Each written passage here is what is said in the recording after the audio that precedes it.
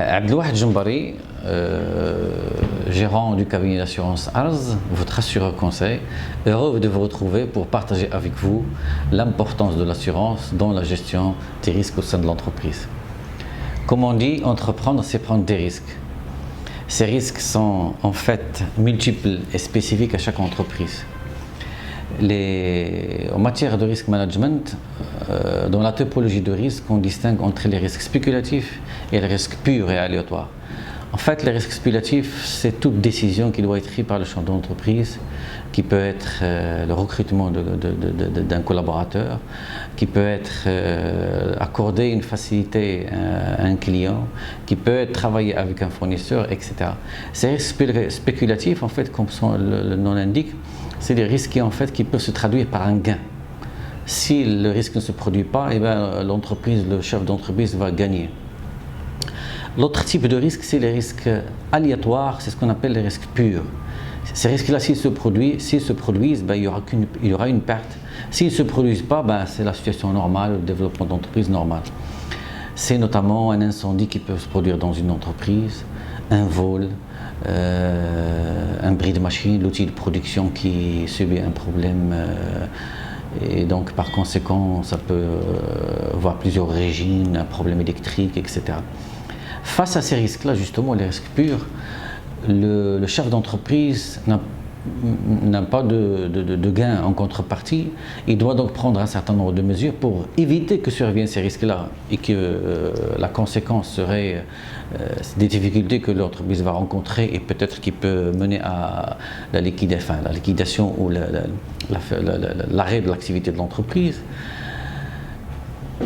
Comme effectivement, donc ça c'est le premier rôle du chef d'entreprise, donc éviter que ça survienne.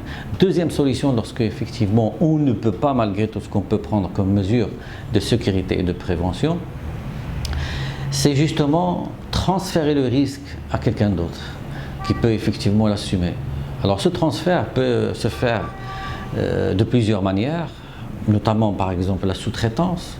Quelqu'un qui assure le transport et qui n'est pas professionnel, il va sous-traiter le transport. Et je pense qu'on est beaucoup plus dans un monde où on se spécialise beaucoup plus sur ce qu'on sait faire et on sous-traite le reste. Et bien justement, donc, parmi les différents transferts qu'on peut faire, c'est pouvoir transférer donc le risque à un assureur. L'assureur, justement, en ayant donc mis en place un contrat pour prendre en charge ce risque-là, va assumer le risque, le prendre et pouvoir donc indemniser le client lorsque le risque se produira. Ça se fera moyennant un contrat.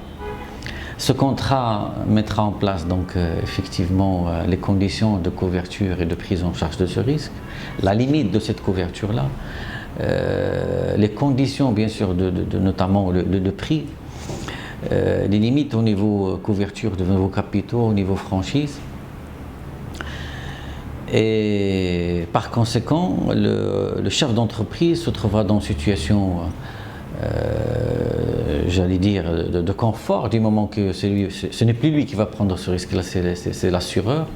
Et par conséquent, ça c'est une définition que j'aime bien, que je partage avec vous, c'est que l'assurance transforme le risque aléatoire en une dépense fixe. En fait, la dépense qui était aléatoire parce que le risque pouvait survenir ou non, il peut avoir une dimension importante ou petite.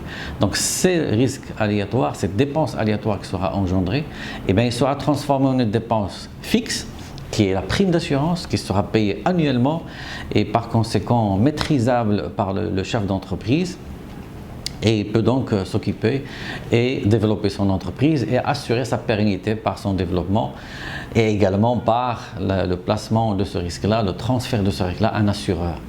Tout ceci justement ne peut se faire sans l'accompagnement d'un assureur conseil qui justement pourra mesurer le besoin, comprendre le risque, mettre en place les couvertures et les garanties indispensables et par conséquent le prix également, tenir compte des budgets donc alloué par l'entreprise à cette rubrique-là. Il est important d'optimiser en fait cette dépense dans le sens de ne pas être ni surassuré ni sous-assuré, mais être assuré et payer le bon prix. C'est le rôle que cherche à jouer donc Arz Assureur Conseil et ce que nous pouvons vous offrir si effectivement vous assurez auprès de nous et on pourra vous accompagner pour vous permettre le développement de votre entreprise.